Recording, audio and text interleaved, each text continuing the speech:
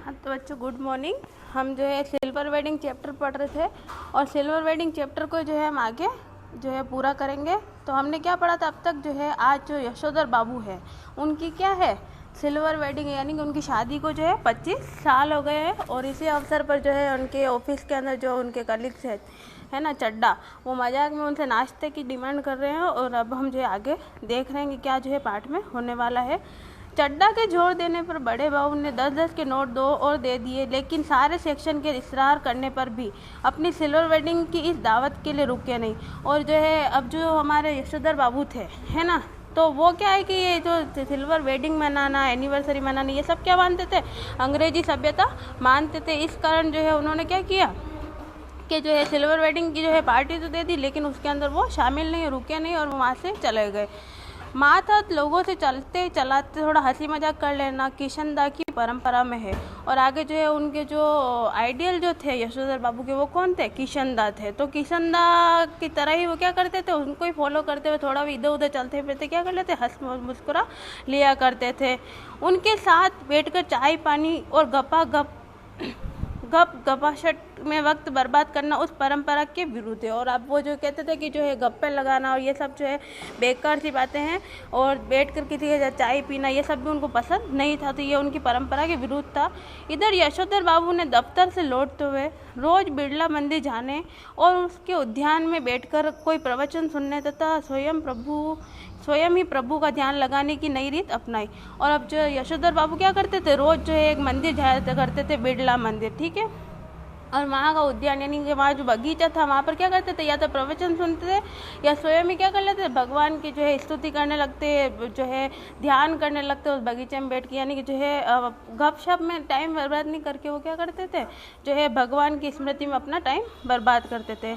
इधर यशोधर बाबू ने दफ्तर से लौटते हुए रोज बिरला मंदिर जाने और उसके उद्यान में बैठकर कोई प्रवचन सुनने अथवा स्वयं ही प्रभु का ध्यान लगाने की नई रीत अपनाई। यह बात उनके पत्नी बच्चों को बहुत अखरती है। बब्बा आप कोई बूढ़े थोड़ी हैं जो रोज रोज मंदिर जाएं, इतने ज़्यादा व्रत करें, ऐसा कहते हैं वे। यशोधर बाबू इस आलोचना को अनसुना कर देते हैं। सिद्धांत के धनी की किशनदा के अनुसार यही निशानी है। और अब जो है उनका जो है यशोधर बाबू का इस तरह रोज जो है दफ्तर से क्या है मंदिर जाना उनको पसंद नहीं था, उनके बच्चों को। और वो कहते थे कि आप जो है अभी बुढ़े नहीं हुए हैं और रोज रोज मंदिर जाए, इतने ज़्यादा व्रत करें, ऐसा वो कहते थे और जो है उनकी आलोचना करते थे। लेकिन जो यशोधर बाबू है वो अपने बच्चों की जो बातें थी उनको क्या कर दिया करते थे, अनसुना कर दिया करते थे। बिरला मंदिर से उठकर यशोधर बाबू पहाड़गंज जाते हैं और घर के लिए साग सब्जी खरीद लाते हैं।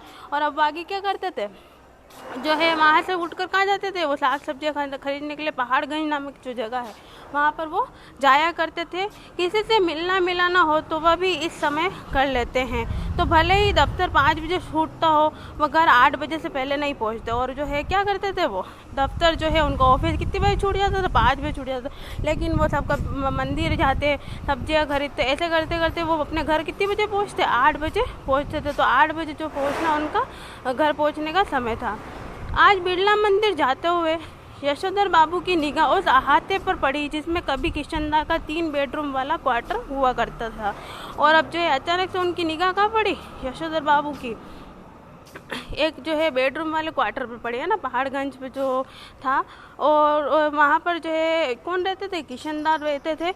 आगे देखिए, जिस पर इन दोनों एक 6 मंजिला इमारत बनाई जा रही है। और जिस क्वार्टर पे जो किशनदा रहते थे वहाँ पर क्या बनाई जा रही है, 6 मंजिला इमारत बनाई जा रही है। इधर से गुजरते हुए कभी के DIZ एरिया की बदलती शक्ल देखकर यशोधर बाबू को बुरा सा लगता है। और अब जो है उस एरिया के अंदर वो पहले रहे थे, तो ऐसे एरिया की शक्ल देखकर क्या लगता है, उनको बुरा सा लगता था। देखिए हम क्या पढ़ते थे कि वो जो है बिरला मंदिर आते जाते है ना, फिर उसके बाद सब्जी लेने जाते, 8 बजे घर पहुँचते।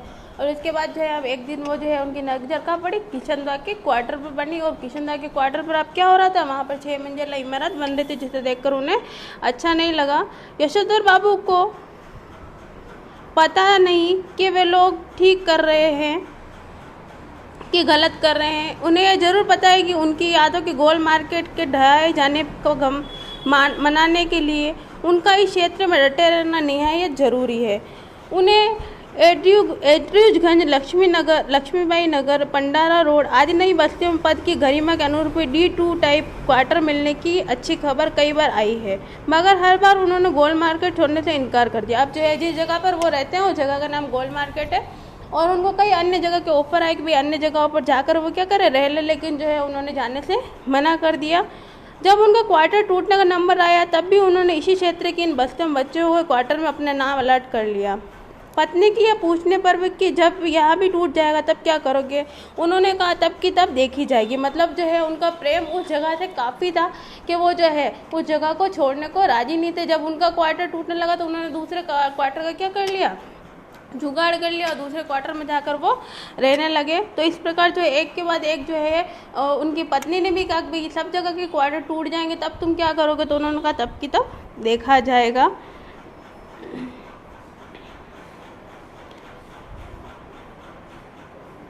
उन्होंने कहा तब की तब देखा जाएगा और कहा, और उसी तरह मुस्कुराए जिस तरह किशनदा यहाँ फिक्रा कहा कर मुस्कुराते थे।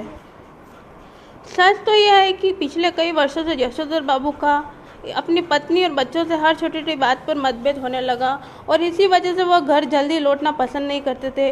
जब तक बच्चे छोटे थे तब तक वह उनकी पढ़ाई लिखाई में मदद कर सकते थे, और अब जो है बच्चे कुछ और कह रहे हैं, पत्नी कुछ और कह रही, तो लगातार जो है उनका क्या हो रहा था, अपने बच्चों से अपनी पत्नी से क्या हो रहा था, मतभेद हो रहा था। तो इस कारण क्या कर रहे थे, अब वो 5 बजे दफ्तर छूटने के बाद भी क्या करते थे, 8 बजे जो है अपने घर पहुँचते थे। अब बड़ा लड़का एक प्रमुख विज्ञापन संस्था में नौकरी पा गया है। यद्यपि समहाउ यशोधर बाबू को अपने साधारण पुत्र को असाधारण वेतन देने वाली यह नौकरी कुछ समझ में आती नहीं। और अब जो है उनका बेटा जो है विज्ञापन कंपनी में क्या कर रहा है, नौकरी कर रहा है, और नौकरी करना जो है यशोधर बाबू को अभी समझ नहीं आ रहा, क्योंकि जो है ये नौकरी क्या है, असाधारण वेतन देने वाली नौकरी उनको कुछ समझ में नहीं आती है।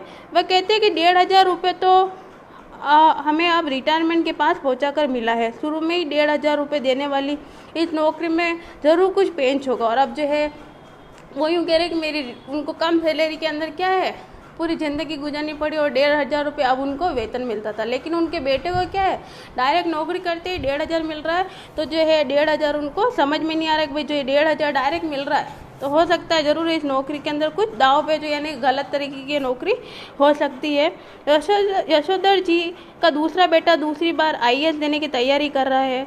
यशोधर बाबू के लिए यह समझ सकना असंभव है कि जब यह पिछले साल LID सर्विसेज की सूची में माना काफ़ी नीचे आ गया था, तब इसने ज्वाइनिंग करने से इनकार क्यों कर दिया। तो जो है उनका बेटा एक बार क्या दे चुका है, IAS दे चुका है, और दूसरी बार IAS यानी जिला कलेक्टर की तैयारी कर रहा है। और एक बार जो है वो आया था, उसकी रैंक नीचे बनी और उस वक्त उसने ज्वाइन नहीं किया, और दूसरी बार फिर से वो क्या कहते हैं तैयारी कर रहा है। तो उनके समझ में नहीं आ रहा कि अगर नीचे अगर पोस्टिंग मिल रही थी तो उसने ज्वाइन करने से क्यों इनकार कर दिया। उनका जो तीसरा बेटा है स्कॉलरशिप लेकर अमेरिका चला गया। उनकी एकमात्र बेटी न केवल तमाम प्रस्तावित वर अस्वीकार करती चली जा रही है, बल्कि डॉक्टर की उच्चतम शिक्षा के लिए स्वयं भी अमेरिका चले जाने की धमकी दे रही। और उनकी एक बेटी भी है जो क्या है, डॉक्टरी की पढ़ाई कर रही है, और जो है शादी के लिए वो लगातार इनकार करती रही, और अब जो है वो भी उनको क्या दे रही है, धमकी दे रही है कि वो अमेरिका चली जाएगी। यशोधर बाबू जहाँ बच्चों की इस तरक्की से खुश होते हैं, वहाँ समहाउ यह भी अनुभव करते कि वह खुशहाली भी कैसी जो अपनों में परायापन पैदा करे। और अब वो जो कह रहे हैं कि भाई सब अच्छी अच्छी पोस्टों पे हो गए, सब बच्चे पढ़ लिख गए उनके, लेकिन उस अच्छी पोस्टिंग और सब कुछ अच्छा हो जाने के बाद भी अगर परिवार में खुशी नहीं हुई तो फिर जो है ये सब कुछ होना व्यर्थ है। और जो है अपनों के बीच में क्या है, परायापन की स्थिति पैदा करती है। अपने बच्चे द्वारा गरीब रिश्तेदारों की उपेक्षा उन्हें समहाउ झलकती नहीं। एनीवे जनरेशनों में गैप तो होता ही रहता है। और अब जो है हम कहते हैं जनरेशन, हमारी एक जनरेशन यानी कि हमारी एक पीढ़ी से दूसरी पीढ़ी के अंदर क्या है, कुछ डिफरेंट हमें अंतर देखने को मिलता है, गैप देखने को मिलता है। हमारे माता पिता के समय कुछ और परिस्थिति रही होगी, हमारे समय और आने वाले समय के अंदर कुछ और परिस्थिति रहती है। तो हर जनरेशन के अंदर क्या है, एक डिफरेंट हमें देखने को मिलता है। सुना है ऐसा कहकर स्वयं को दिलासा देता है पिता। और जो है जो यशोधर बाबू हैं एक पिता के रूप में 4 बच्चों के पिता हैं, और ऐसा ही जो है जनरेशन के गैप को समझकर वो क्या करते हैं, अपने दिल को तसल्ली देते हैं। अब देखिए यशोधर बाबू की पत्नी के बारे में हम चर्चा करें तो यद्यपि यशोधर बाबू की पत्नी अपने मूल संस्कार से किसी भी तरह आधुनिक नहीं है, तथापि बच्चों की तरफदारी करने की मात्र सुलभ मजबूरी ने उन्हें भी मोड़ बना डाला है। और अब जो है मूल संस्कार से वो भी जो है आधुनिक नहीं है, वो भी पुराने जो ख्यालात की ही औरत है, महिला हैं। पर लेकिन बच्चों की तरफदारी करने की जो है मात्र सुलभ मजबूरी जो है उनके लिए है कि भाई थोड़ा बहुत बच्चों के लिए वो तरफदारी करती हैं। कुछ यह भी है कि जिस समय उनकी शादी हुई थी, यशोधर बाबू के साथ गांव से आए ताऊ जी और उनके 2 विवाहित बेटे भी रहा करते थे। इस संयुक्त परिवार में पीछे ही पीछे बहुओं में गजब के तनाव थे, लेकिन ताऊ जी के डर से कोई कुछ कह नहीं पाता था। यशोधर बाबू की पत्नी को शिकायत है कि संयुक्त परिवार वाले उस दौर में पति ने हमारा पक्ष कभी नहीं लिया।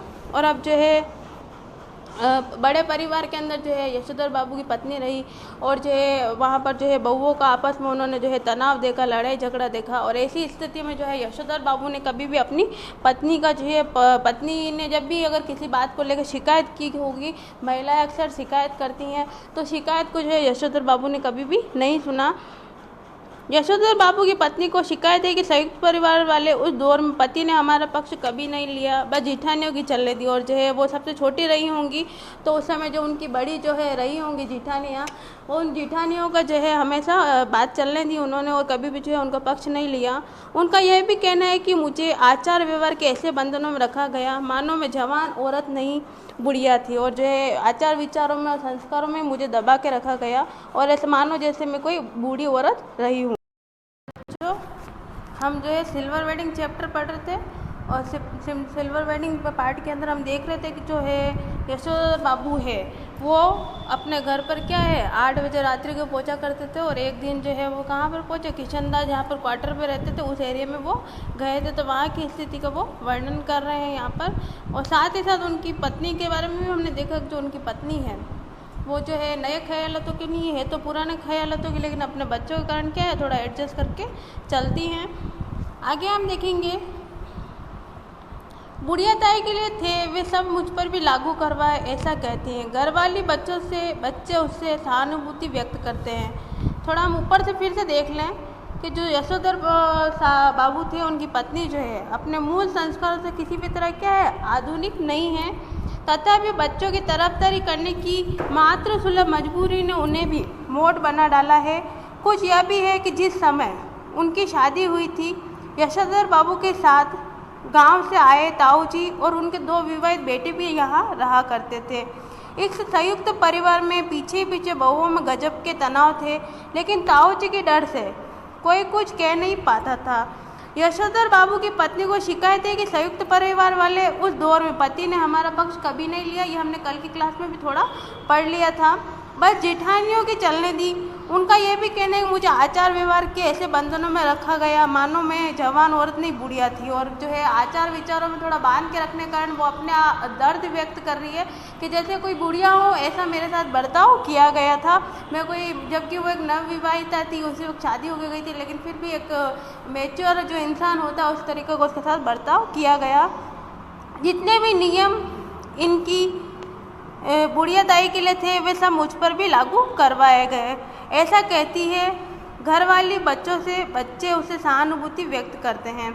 फिर वह यशोधर जी से उन्मुक्त होकर कहती है तुम्हारी ये बाबा आदम के ज़माने की बातें मेरे बच्चे नहीं मानते तो इसमें उनका कोई कसूर नहीं। और अब जो है यशोधर बाबू जो है कुछ पुराने ख्यालातों के व्यक्ति हैं, तो अब वो अपने पुराने ख्याल अपने बच्चों के ऊपर भी लागू करने की कोशिश करते हैं। तो उनकी पत्नी कह रही हैं कि जो आपके पुराने ख्याल आते बाबा आदम के ज़माने, हम अक्सर कहते हैं मजाक में भी बाबा आदम के ज़माने की बातें मत किया करो, तो ऐसे वो अपनी पत्नी भी कह रही है उनकी कि जो बाबा आदम के ज़माने के जो तुम्हारे ख्याल आते हैं वो मेरे बच्चों के ऊपर क्या है आप लागू मत करो, उनका कोई कसूर नहीं है। मैं भी इन बातों को उसी हद तक मानूंगी जिस हद तक सुविधा हो।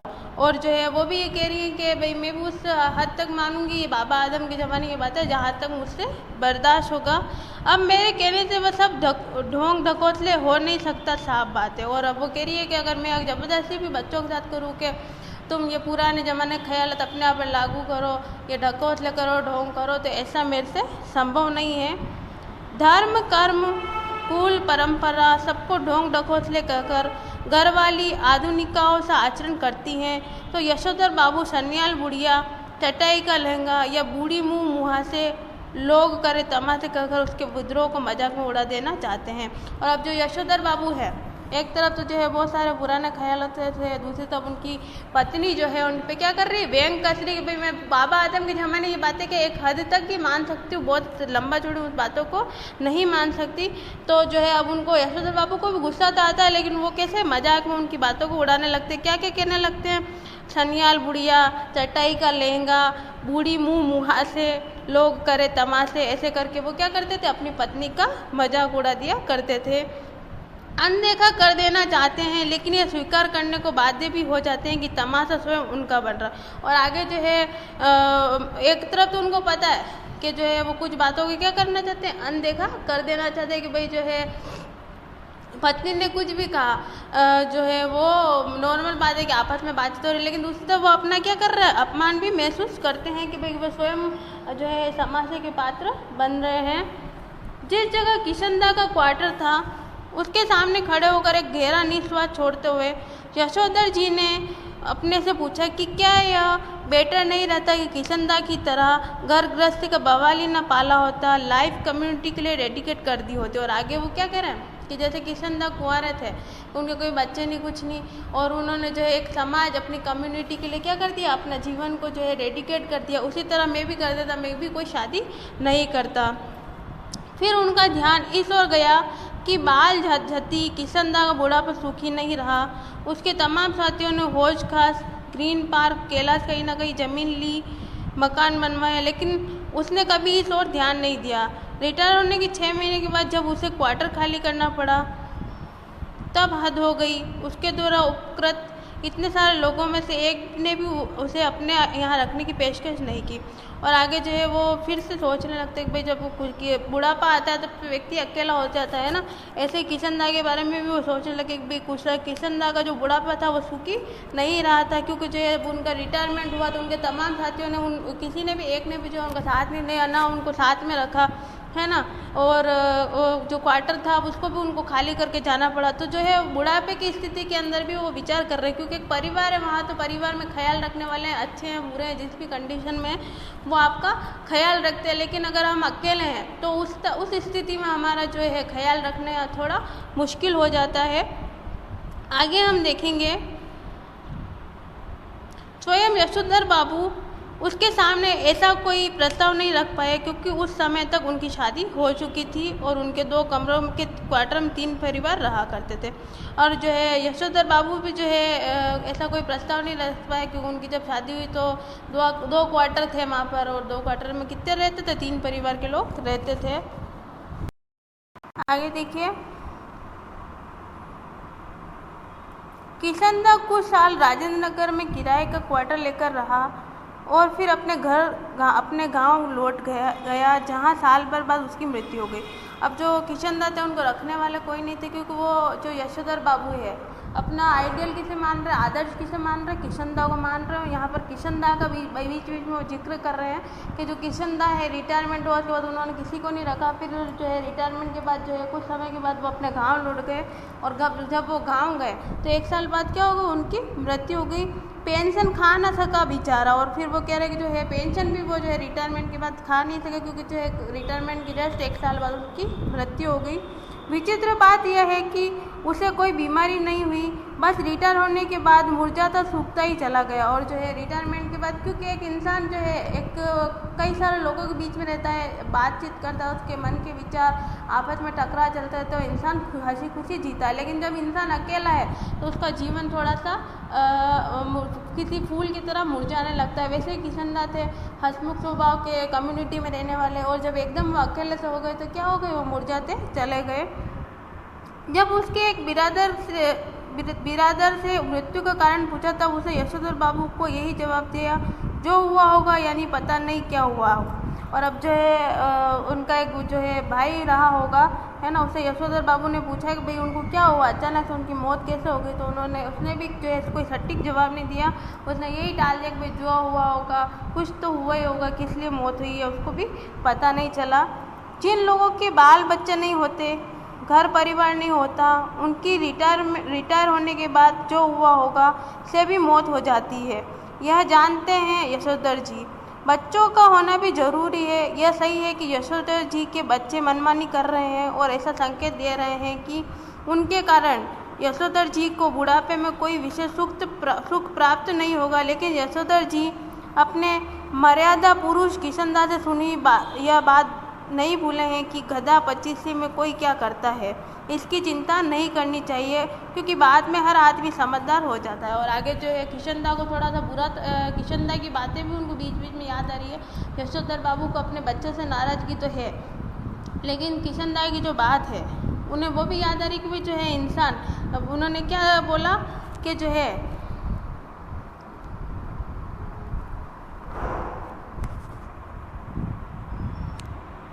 उन्होंने क्या बोला कि गधा पच्चीसी को कोई क्या करता है, इसकी चिंता नहीं करनी चाहिए, है ना।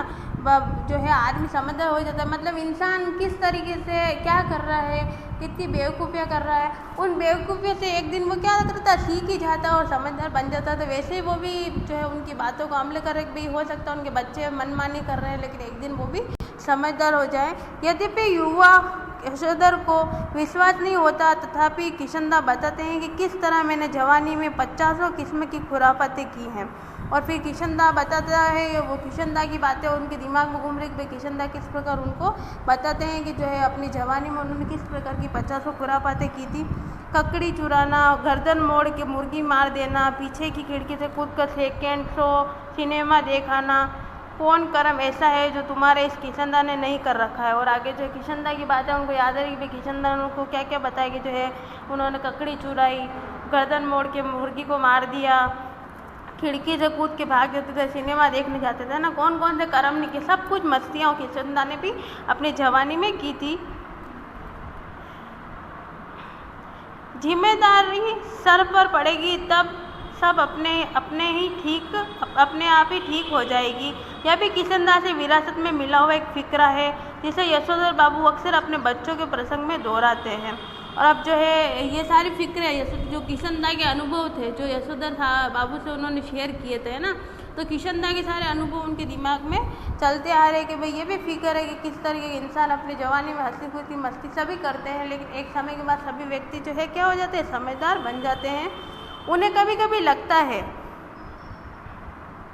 कि अगर मेरे पिता तब नहीं गुजर गए होते जब मैं मैट्रिक में था तो शायद मैं भी गधा पच्चीसी के लंबे दौर से गुजरता। और अब जो है यशोधर बाबू जो है अभी तो इतने समझदार हैं वो, और छोटी उम्र में उन्होंने समझदारी पकड़ ली, अच्छी पढ़ाई की मैट्रिक तक, और फिर नौकरी करने आ गए वो पहाड़ों की तरफ से शहर की तरफ, है ना, दिल्ली में।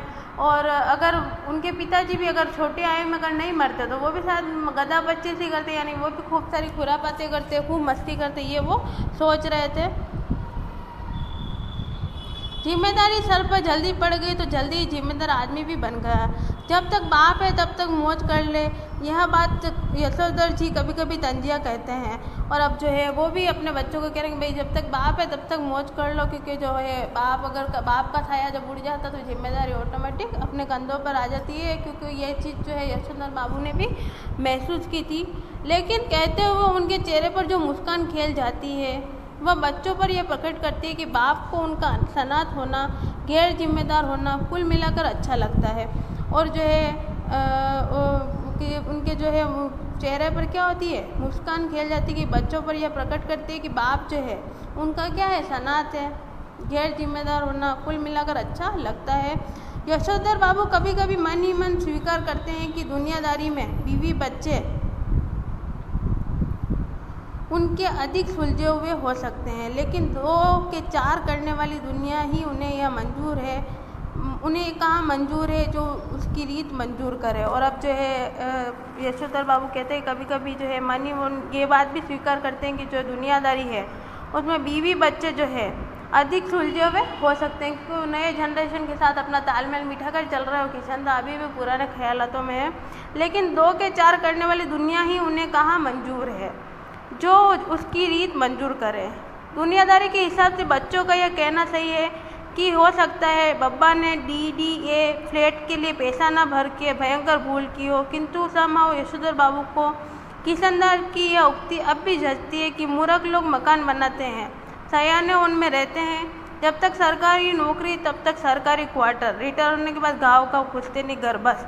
और अब जो है किशनदा की उनको बात याद आ गई, भाई क्वार्टर में रहो, क्वार्टर सरकारी है, आराम से। और जो है मूर्ख लोग क्या बनाते हैं, मकान बनाते हैं, और सयान लोग क्या रहते हैं, उसमें रहते हैं। यानी कि जो है किशनदा की फालतू बातें उनको याद आ रही थी कि भाई जो है मूर्ख लोग मकान बनाते हैं, लेकिन अभी हम क्या कहते हैं, भाई हमारा मकान ही हमारे लिए सब कुछ है।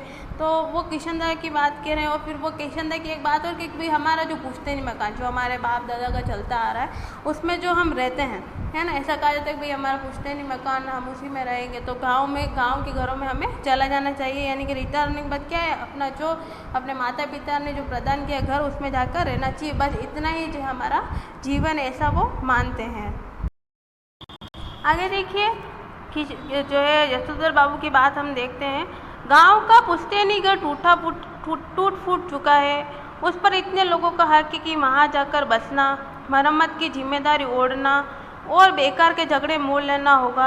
इस बात को यशोधर जी अच्छी तरह समझते हैं। अब जो है पुश्तैनी घर में रहना अच्छी बात है, लेकिन अगर हम 4 भाई हैं, है ना, तो सभी का अपना अपना हक है उसमें। और फिर वहाँ पर जब सब लोग इकट्ठे रहते हैं तो लड़ाई झगड़े की संभावना रहती है। तो यशोधर बाबू इस बात को अच्छे से समझते थे कि मकान बनाना भी क्या है, ज़रूरी है।